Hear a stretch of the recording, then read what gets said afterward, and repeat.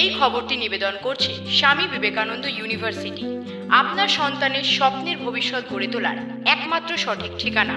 বর্ষার শুরুতেই জলপাইগুড়ি জেলার বিভিন্ন ব্লকে দ্রুত বাড়ছে ডেঙ্গি আক্রান্তের সংখ্যা।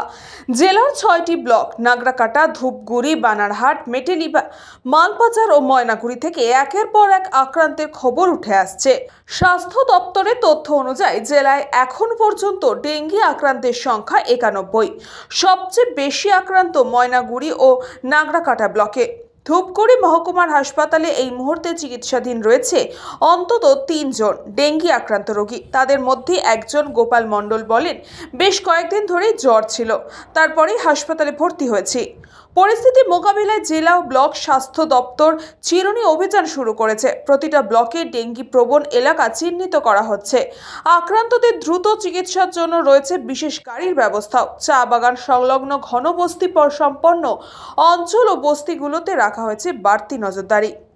এই মুহূর্তে যেহেতু বৃষ্টি একবার হচ্ছে, আবার কিছু সময় শুকনো থাকছে, যেহেতু ড্রাই সিজন থাকছে, আবার অনেক সময় রেনি সিজন হচ্ছে, সেই কারণের জন্য ডেঙ্গি এখন হচ্ছে কিছুটা, এবং আমরা সেখানে প্রিকশনারি মেজারমেন্ট নেওয়া হচ্ছে।